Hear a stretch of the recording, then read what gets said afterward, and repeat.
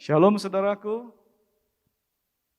kita akan sama-sama di hari ini merayakan kasih Tuhan buat kita.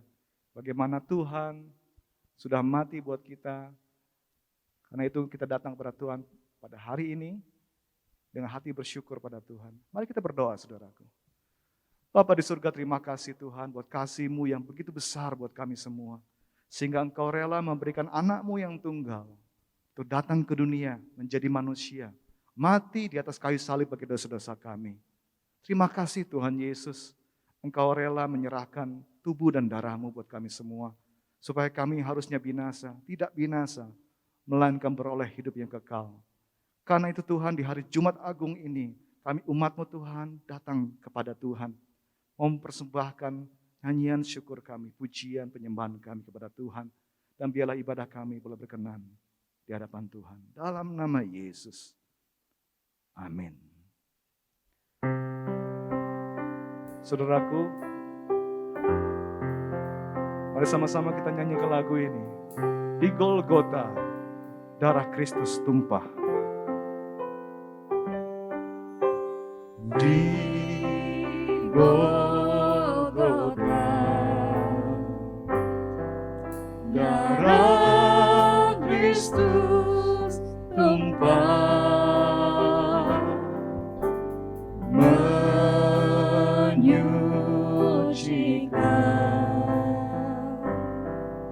Dosa pikiranku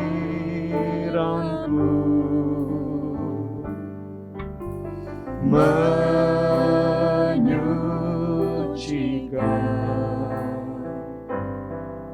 dosa perbuatanku.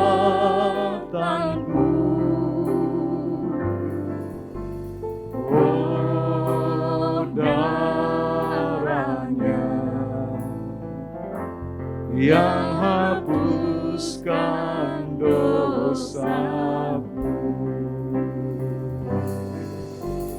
Darah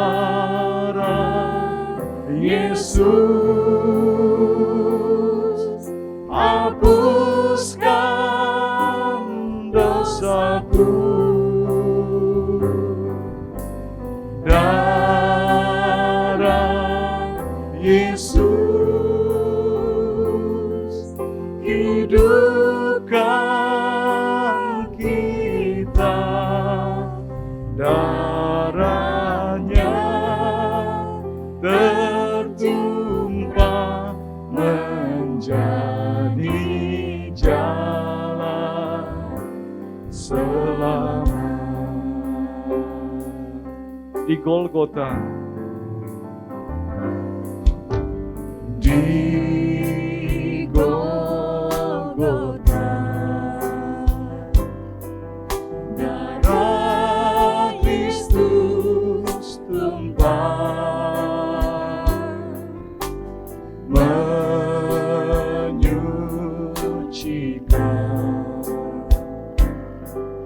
dosa di hatiku,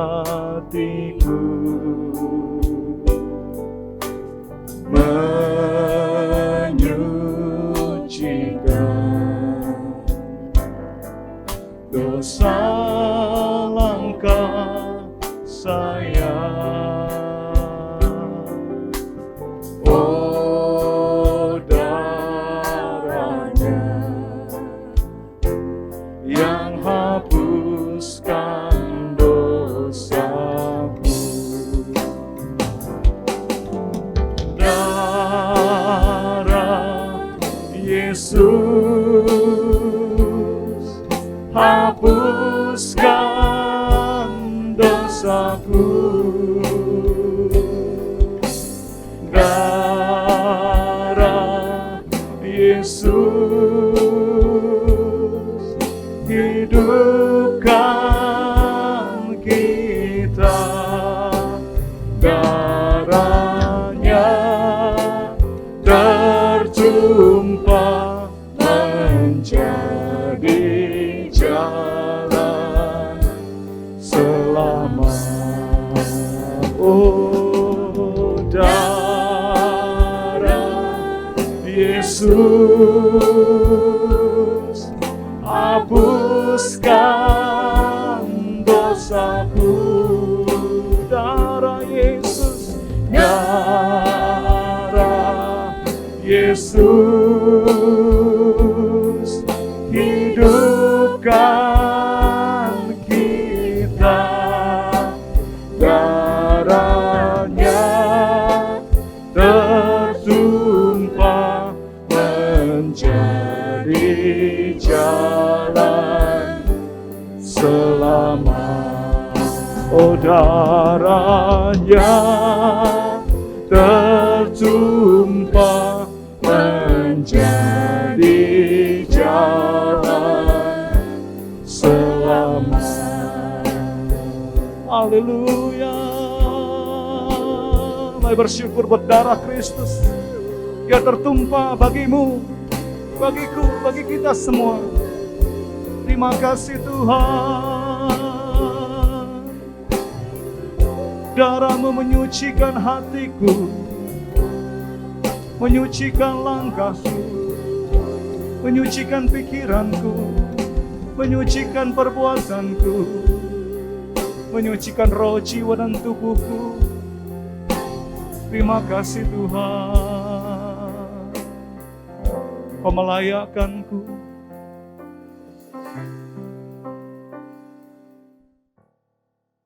Kami bersyukur Tuhan, karena kasih-Mu mendamaikan kami semua. Kau mengangkat kami yang percaya kepada Kristus menjadi anak-anak-Mu.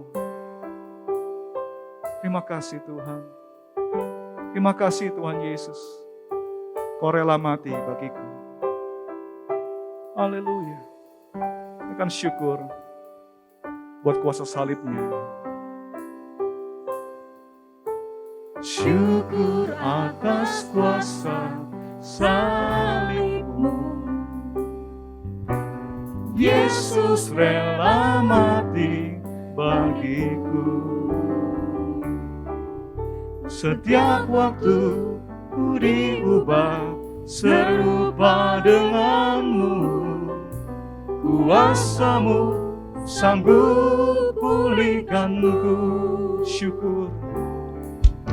Syukur atas kuasa salib-Mu. Yesus rela mati bagiku. Setiap waktu ku diubah serupa denganmu. Kuasa-Mu sanggup pulihkanku. Terpesona dan memberi syukur, Kau selamatkanku dengan darah-Mu. Ku terpesona dan memuji-Mu atas kuasa salib-Mu.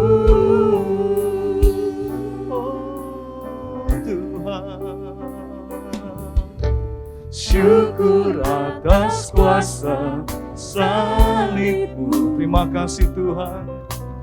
Yesus rela mati bagiku. Setiap waktu ku diubah serupa denganmu. Kuasa-Mu sanggup pulihkanku. Terpesona dan memberi syukur, Kau selamatkanku dengan darah-Mu. Ku terpesona dan memuji-Mu atas kuasa salib-Mu ya Tuhan.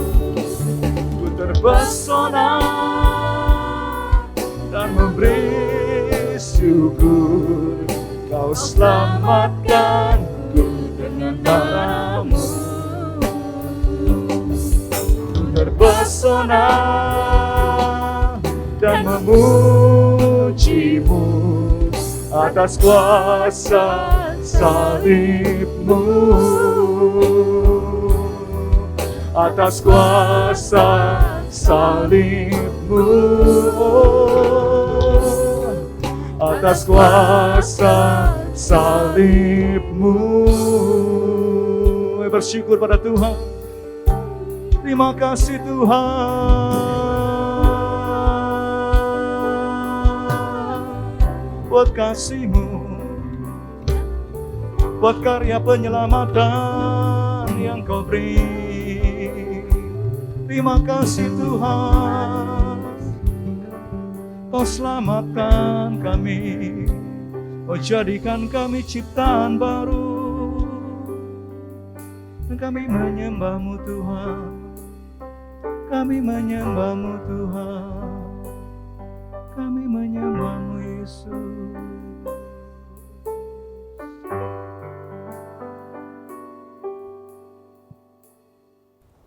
Bapak, kami bersyukur kalau hari ini kami boleh beribadah bersama dengan keluarga, bahkan bersama dengan seluruh gereja Tuhan di muka bumi. Terima kasih Tuhan kalau kami boleh memperingati pengorbanan-Mu Tuhan pada hari Jumat Agung ini Tuhan. Kiranya Engkau melawat setiap keluarga, melawat setiap umat-Mu, dan setiap kami boleh mendapatkan kekuatan yang baru, semangat yang baru, bahkan Tuhan yang terus akan menolong setiap langkah hidup kami.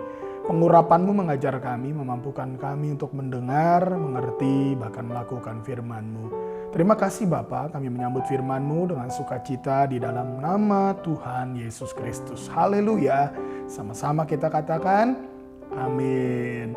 Shalom Bapak Ibu yang dikasihi Tuhan. Saya senang sekali bisa menyapa kembali Bapak Ibu dalam hari yang sangat kita syukuri, yaitu dalam hari Jumat Agung ini. Kita bersyukur untuk pengorbanan Yesus, dan biarlah hari ini juga dalam ibadah ini kita membuka hati untuk lawatan Tuhan. Bapak Ibu yang dikasihi Tuhan, saya senang sekali dan kiranya Bapak Ibu boleh tetap dalam keadaan sehat, baik-baik, dalam keadaan yang penuh dengan semangat dan sukacita. Ya, khotbah saya pagi hari ini berjudul Hidup bagi Kristus. Ya, saya mau ajak kita semua membuka kebenaran firman Tuhan dari 2 Korintus 5 ayat 15. 2 Korintus 5 ayat 15 kita baca bersama-sama. 1, 2, 3. Dan Kristus telah mati untuk semua orang, supaya mereka yang hidup tidak lagi hidup untuk dirinya sendiri, tetapi untuk Dia yang telah mati dan telah dibangkitkan untuk mereka. Haleluya, saudara. Ada dua hal yang dapat kita perhatikan pada saat ini. Yang pertama adalah bahwa Kristus telah mati untuk semua orang.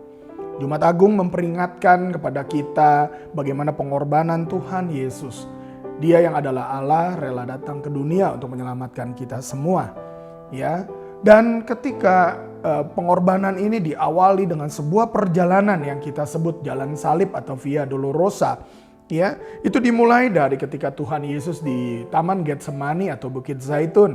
Tuhan Yesus mengajak murid-muridnya, bahkan murid yang terdekat yaitu Yohanes, Yakobus, dan Petrus untuk berdoa bersamanya, untuk berjaga-jaga bersamanya. Ya, tetapi kita tahu Alkitab mengatakan bahwa Tuhan Yesus saat itu berdoa seorang diri. Murid-muridnya yang lain tertidur. 3 kali Tuhan Yesus mengajak murid-muridnya untuk berjaga-jaga dan berdoa. Tuhan Yesus sangat ketakutan saat itu, ya, sehingga peluhnya seperti tetesan darah ke tanah. Nah, saudara, itu yang pertama. Lalu yang kedua, bagaimana Tuhan Yesus juga dihianati oleh Yudas dan ditangkap akhirnya. Lalu Yesus juga disangkal oleh murid yang juga cukup dekat, yang sangat dekat dengan dia, yaitu Petrus. Bahkan sebelumnya padahal Petrus menyatakan bahwa dia siap dipenjara, dia siap mati bersama Yesus. Tapi dia menyangkal Yesus 3 kali sampai ayam pun berkokok. Mungkin ini awal dari istilah kalau orang yang penakut dikatakan chicken. Ya, mungkin ya saudara. Lalu yang berikutnya lagi adalah Yesus ditangkap, dibawa, diadili di mahkamah agama. Tuhan Yesus di situ diolok-olok, dipukuli, ya, dan kemudian lanjut dibawa kepada Pontius Pilatus. Dihakimi lagi di situ, tapi Pontius Pilatus tidak menemukan kesalahan, diserahkan kembali kepada rakyat, dan akhirnya rakyatlah yang menghakimi. Tuhan Yesus dicambuk, dimahkotai duri, ya, dipermalukan, diolok-olok dan mengalami banyak sekali aniaya. Ya, lalu kemudian Tuhan Yesus harus memikul salibnya ke Golgota, ke Bukit Tengkorak. Dan di dalam perjalanan bertemu dengan Simon orang Kirene dan dibantunya untuk memikul salib tersebut. Tuhan Yesus juga bertemu dengan perempuan-perempuan Yerusalem saat itu dalam perjalanan, ya. Dan sampai di Bukit Tengkorak, Tuhan Yesus mengalami masa yang paling sukar, yaitu dipaku. Tangannya, kakinya dipaku. Saudara tidak terbayang sakitnya seperti apa. Mungkin saudara pernah nonton film Passion of the Christ. Sangat-sangat mengerikan, sangat-sangat menyedihkan. Tapi mungkin lebih dari itu, pengorbanan yang Tuhan Yesus lakukan karena Dia mengasihi kita semua. Ya. Dan ketika Tuhan Yesus disalib, ada sebuah percakapan dengan penyamun, penjahat yang di sebelahnya, yang bertobat. Dikatakan bahwa pada saat itu juga, hari itu juga, dia akan bersama-sama dengan Yesus di Firdaus. Lalu Yesus juga kemudian berbicara kepada ibu dan murid-muridnya dengan mengatakan, "Ibu, ini anak-anakmu." Lalu dia berkata kepada murid-muridnya, "Ini adalah ibumu." Dan mulai saat itu Maria ditampung, ya, diajak, dijagai mungkin juga oleh murid-muridnya, ya. Lalu kemudian Yesus menyerahkan nyawanya di kayu salib dan dia berkata, "Eloi, Eloi, lama sabatani." Bapa, kenapa engkau meninggalkan aku, ya? Dan saat itu untuk sesaat saja Tuhan Yesus terpisah dari Allah. Dia sebagai manusia, dia harus menanggung setiap dosa manusia yang lain, termasuk saudara dan saya. Dan dia terpisah dari Bapa untuk beberapa saat lamanya. Lalu kemudian Tuhan Yesus mati, menghembuskan nafasnya yang terakhir. Dan dia berkata, "Sudah selesai." Ya, dan setelah dia meninggal, ada seorang imam besar yang bernama Yusuf dari Arimatea yang meminta mayatnya, lalu diambil, dikafani dan dikuburkan di makamnya. Nah saudara, ini adalah sebuah perjalanan yang Tuhan Yesus lakukan karena cintanya kepada kita. Perlu kita sadari, ya, ada beberapa hal yang harus kita sadari dalam peringatan Jumat Agung ini. Yang pertama, kenapa Tuhan Yesus lakukan hal ini? Alasannya adalah sesuai dengan Roma 3 ayat 23. Dikatakan apa? Karena semua orang telah berbuat dosa dan telah kehilangan kemuliaan Allah. Siapapun kita, saudara, kita dikuasai oleh dosa. Karena ada dosa pemberontakan oleh Adam Hawa, ada dosa pemberontakan dalam hidup kita, bahkan sejak kita lahir, ada kecenderungan untuk berbuat dosa. Oleh karenanya dikatakan tidak ada yang benar, seorang pun tidak. Ya, itu yang pertama. Yang kedua, sebab upah dosa ialah maut. Siapapun kita yang berdosa, upah dosa adalah maut. Tidak ada kompromi, tidak bisa ditukar dengan apapun juga. Oleh karenanya Tuhan Yesus rela mati di kayu salib buat kita semua, menebus dosa kita. Yang berikutnya, yang ketiga, oleh karena kasihnya saja dia rela mati buat kita. Saudara bisa lihat dalam Filipi 2 ayat 6-8 bahwa Yesus tidak menganggap kesetaraan dengan Allah sebagai milik yang harus dipertahankan. Dia mengosongkan dirinya, mengambil rupa seorang hamba, menjadi sama dengan manusia. Dan dalam keadaannya sebagai manusia, dia rela mati, bahkan mati di kayu salib. Untuk apa? Untuk saudara dan saya, untuk menebus setiap dosa kita. Kasihnya lah yang mendorong kita untuk boleh mendapatkan keselamatan. Kasihnya lah yang membuat dia menyerahkan dirinya, nyawanya. Bukan karena perbuatan baik. Bukan karena persembahan saudara. Bukan karena pelayanan saudara. Bukan. Semua hanya karena kasih Tuhan saja. Dan dalam Ibrani 9 ayat 11-15 saudara bisa lihat. Yesus yang adalah imam besar yang datang ke dunia, sebagaimana imam-imam dulu mempersembahkan tiap tahun korban darah untuk menebus dosa umatnya. Ya, pertama-tama dia datang situ membawa korban untuk menebus dosanya sendiri. Lalu dia juga membawa korban-korban dari lembu, ya, dari domba, darah domba dicurahkan di situ untuk menebus dosa umatnya. Tetapi Tuhan Yesus, dia adalah imam besar yang masuk satu kali untuk mempersembahkan untuk mengganti, menebus setiap dosa. Bukan dengan darah domba, bukan dengan darah lembu jantan, tetapi dengan tubuh dan darahnya sendiri. Dan semua ini dilakukan karena Tuhan Yesus mengasihi kita.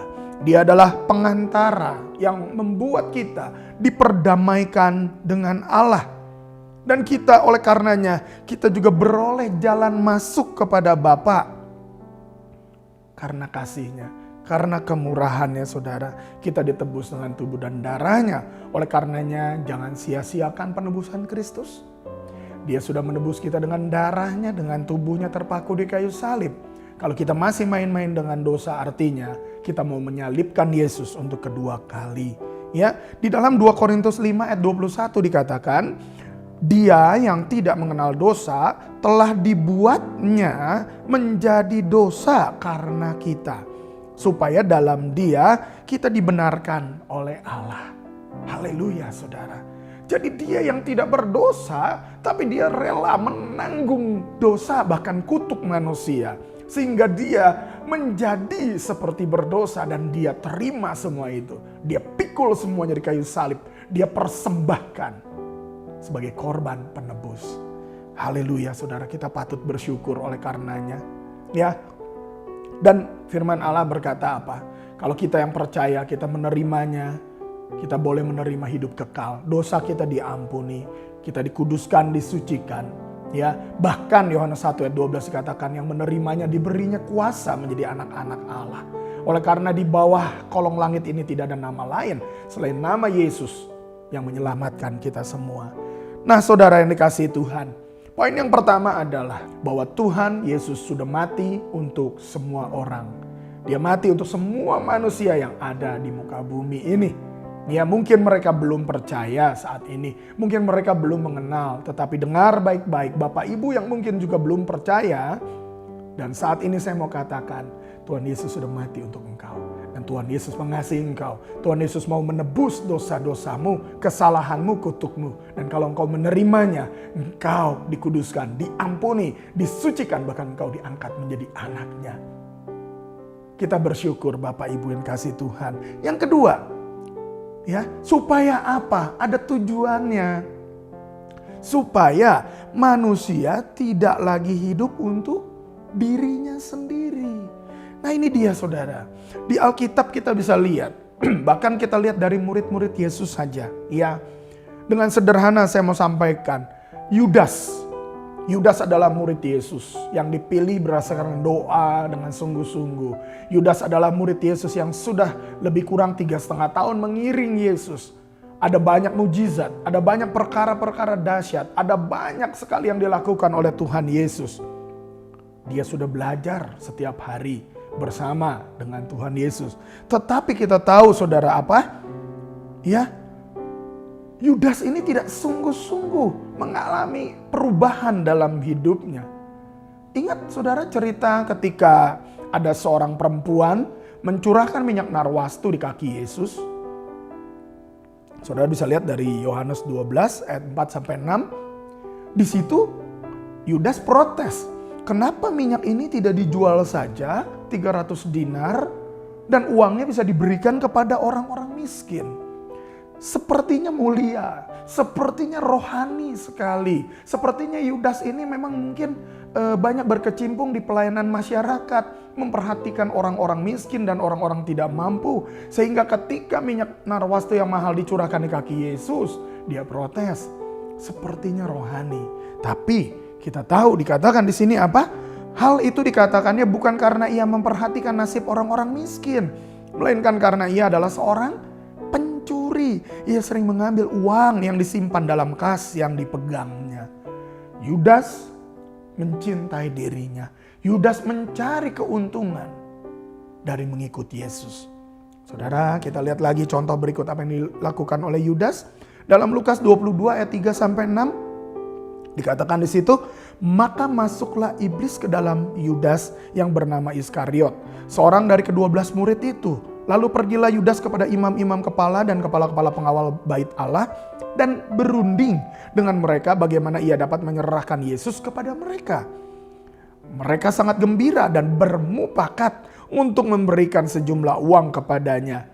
Ia, Yudas, menyetujuinya dan mulai dari waktu itu ia mencari kesempatan yang baik untuk menyerahkan Yesus kepada mereka tanpa setahu orang banyak. Wow, mengerikan. Orang yang sudah bersama-sama dengan Yesus, bahkan dia dikatakan murid Yesus. Tetapi setan merasukinya. Karena dia membuka celah keinginannya untuk mencari keuntungan dalam mengikuti Yesus. Membuat dia terjatuh. Setan merasukinya dan dia mau menjual Yesus. Dia bermufakat untuk mengkhianati Yesus. Sangat menyedihkan saudara. Saya mengingatkan Bapak Ibu, walaupun kita sudah menjadi orang Kristen, jangan buka hati, buka pikiran kita kepada hal yang jahat. Jangan buka pikiran kita terhadap hal-hal yang jahat, yang salah, yang dosa. Setan akan merasukinya saudara. Sehingga kita bisa lebih jahat daripada mungkin orang yang belum mengenal Tuhan. Ya, lalu apalagi yang Yudas lakukan akhirnya dalam Lukas 22 ayat 47-48. Ya, ketika Tuhan Yesus di Taman Getsemani, datanglah Yudas bersama dengan pengawal bait Allah, bersama dengan imam-imam kepala. Yudas datang situ menghampiri Yesus dan mencium Yesus. Sampai Yesus sendiri katakan apa? Ya, engkau menyerahkan anak manusia dengan ciuman katanya. Ini ciuman yang berbahaya saudara. Kalau ada air mata buaya itu udah bahaya. Tetapi ini ciuman yang lebih lagi berbahaya. Berkhianat saudara. Ini sangat-sangat menyedihkan untuk 30 uang perak saja. Kita lihat bagaimana Yudas menjadi contoh buat kita semua. Walaupun dia murid Yesus, dia bisa jatuh kalau dia hidup untuk dirinya. Oleh karenanya, Yesus sudah mati untuk semua orang. Supaya apa? Orang yang sudah hidup menerima Yesus, hidup di dalam Tuhan, tidak lagi hidup untuk dirinya sendiri, tetapi untuk Tuhan. Lalu bagaimana dengan murid-murid yang lain? Saudara kalau perhatikan, sebelum Yesus ke Taman Getsemani, Yesus dan murid-muridnya mengadakan perjamuan malam terakhir. Di situ mereka sempat bertengkar, saudara. Mereka memperebutkan posisi yang teratas di situ. Dan Yesus sampaikan, siapa yang mau menjadi terbesar harus menjadi pelayan atas semuanya. Dan Tuhan Yesus sudah mencontohkan. Ironisnya lagi, saudara, sampai ada murid yang bawa ibunya untuk nego dengan Tuhan Yesus. Siapa yang duduk di kanan dan siapa yang duduk di kirinya. Dia nggak mau duduk di belakang karena mungkin di belakang Yesus ada bangku ya saudara. Ya, ini mengerikan. Di zaman dulu sudah ada KKN rupanya. Ya. Lalu kita lihat lagi ketika Tuhan Yesus ditangkap di Taman Getsemani. Ada satu murid yang lari telanjang. Markus katanya. Ya, dia lari telanjang. Kalau hari ini ada yang lari telanjang. Wow, bisa viral saudara ya. Lalu Petrus menyangkal Yesus 3 kali. Sampai ayam berkokok. Menyedihkan sekali saudara. Terus bagaimana murid yang lain yang sudah bersama-sama melakukan mujizat, bahkan memecah 5 roti 2 ikan, memberi makan 5.000 laki-laki, tidak dihitung perempuan dan anak-anak. Kemana mereka murid-murid ini yang sudah melakukan dan melihat kuasa Tuhan? Mereka lari ketakutan, mereka bersembunyi, bahkan kalau boleh mereka lari mungkin ke luar negeri juga ya saudara ya. Nah, ini semua adalah contoh sederhana yang mengajar kita supaya kita tidak hidup untuk diri kita. Fokusnya bukan untuk kita tetapi untuk Tuhan. Ya, mari kita lihat bagaimana. Mungkin saudara berpikir, Pak itu kan di zaman dulu Pak. Itu kan tertulisnya di Alkitab. Bagaimana dengan sekarang? Saya ajak kita semua membuka 2 Timotius 3 ayat 2-5. Kita baca bersama-sama di layar. 1, 2, 3. Manusia akan mencintai dirinya sendiri dan menjadi hamba uang. Mereka akan membual dan menyombongkan diri. Mereka akan menjadi pemfitnah. Mereka akan berontak terhadap orang tua dan tidak tahu berterima kasih. Tidak mempedulikan agama. Tidak tahu mengasihi. Tidak mau berdamai. Suka menjelekkan orang. Tidak dapat mengekang diri. Garang. Tidak suka yang baik. Suka mengkhianat. Tidak berpikir panjang. Berlagak tahu. Lebih menuruti hawa nafsu daripada menuruti Allah. Ayat 5-nya dikatakan, secara lahiriah mereka menjalankan ibadah mereka, tetapi pada hakikatnya mereka memungkiri kekuatannya. Jauhilah mereka itu. Saudara, dari ayat yang tadi kita baca, apakah saudara menyadari ada banyak orang-orang di sekitar kita yang seperti itu? Atau saya sangat bersyukur sekali kalau mungkin kita menyadari, wow, jangan-jangan ini aku ya. Aku mencintai diriku sendiri, lebih memperhatikan diri sendiri daripada memperhatikan Tuhan. Menjadi hamba uang, ya, membual, menyombongkan diri, menjadi pemfitnah, berontak terhadap orang tua, tidak tahu berterima kasih. Wow, jangan-jangan. Saudara, kalau hal itu terjadi, saya mohon kita sama-sama membuka hati. Hari ini Roh Kudus menegur kita, baiklah kita berubah, baiklah kita mau memulai kehidupan yang baru. Ingat, pengorbanan Yesus bukan dengan emas perak permata, tapi dengan tubuh dan darahnya. Oleh karenanya, jangan kita hanya secara lahiriah saja beribadah, tetapi sungguh sebagai orang benar kita harus beribadah dari dalam hati secara roh kita dengan benar. Ya, nah saudara yang kasih Tuhan, saya mau mengajak kita semua untuk lebih fokus lagi hidup untuk Tuhan. Hidup bukan untuk diri kita sendiri. Nah mungkin saudara bertanya, bagaimana Pak caranya untuk hidup bagi Tuhan? Saya mau berikan beberapa saja dengan cepat, dengan sederhana. Yang pertama saudara, kalau saudara sungguh mau hidup untuk Tuhan. Yang pertama adalah beribadahlah dengan sungguh, dengan segenap hati. Ibadah bukan untuk kepuasan kita. Beri waktu khusus ketika kita beribadah. Datang duduk di kaki Tuhan. Walaupun secara online saudara bisa buka YouTube, bisa buka yang lain-lain. Tapi dalam keadaan yang sungguh-sungguh. Jangan cuma menonton. Tetapi kita harus sungguh beribadah. Naikkan pujian dan penyembahan kita. Ya, mulai lebih sungguh lagi membuka hati kepada kebenaran firman Allah.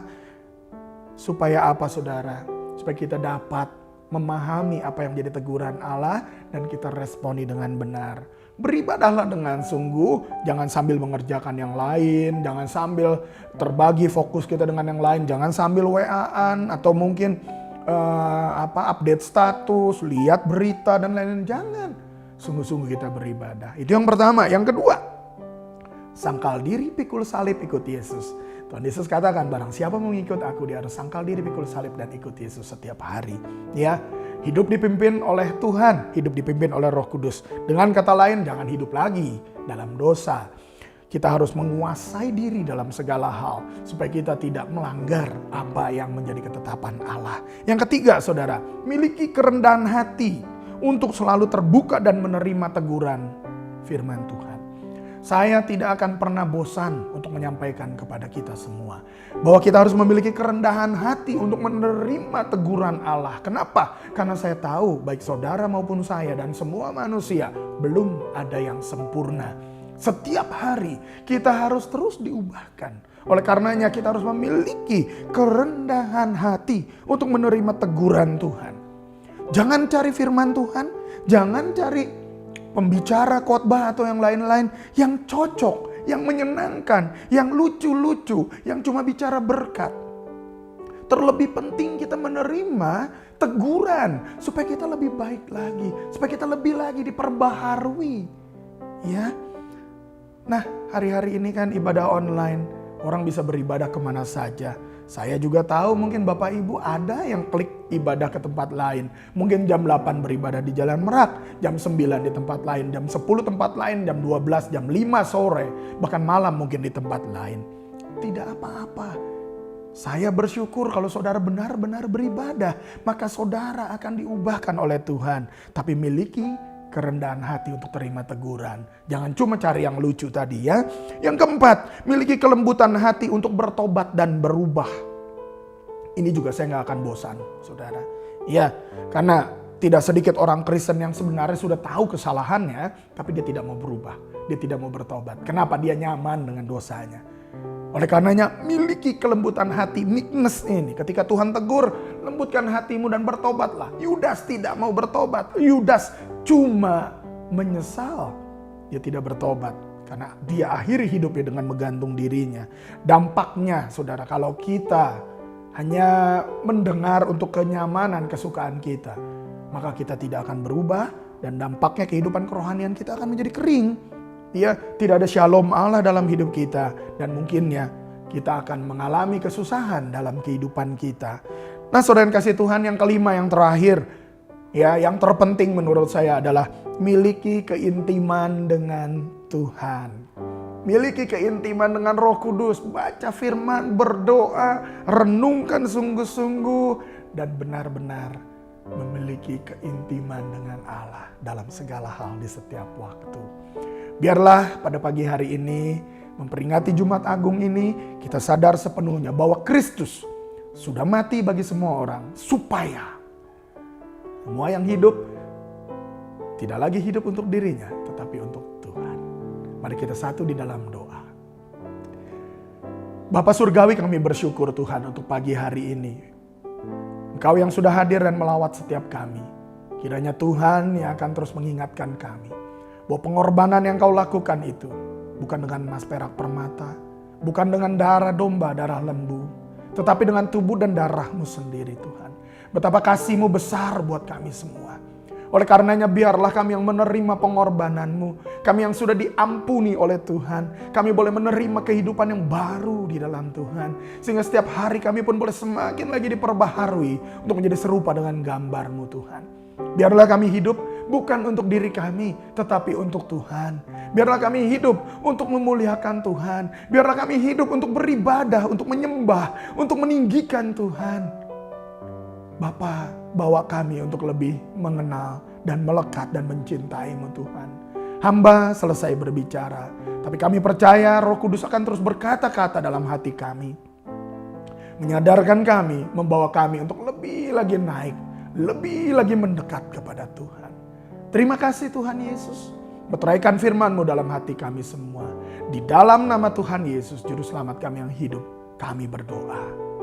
Bapak Surgawi, kami juga berdoa bagi seluruh jemaat-Mu dari bayi dalam kandungan sampai opa oma dimanapun berada. Kiranya Tuhan melindungi, menjagai, memeliharakan mereka semua. Berikan kekuatan yang baru senantiasa sehingga seluruh jemaat-Mu boleh terlindungi dan boleh diberkati Tuhan. Kami menyerahkan seluruh pasien COVID-19 yang sedang berjuang, bahkan seluruh para medis yang sedang melakukan pelayanan dengan luar biasa. Kiranya Tuhan berikan perlindungan, penyertaan, kuasa-Mu lebih lagi. Melalui semua ini mereka juga boleh mengalami kuasa Allah. Kami menyerahkan pemerintahan kota dan bangsa kami dalam tangan Tuhan.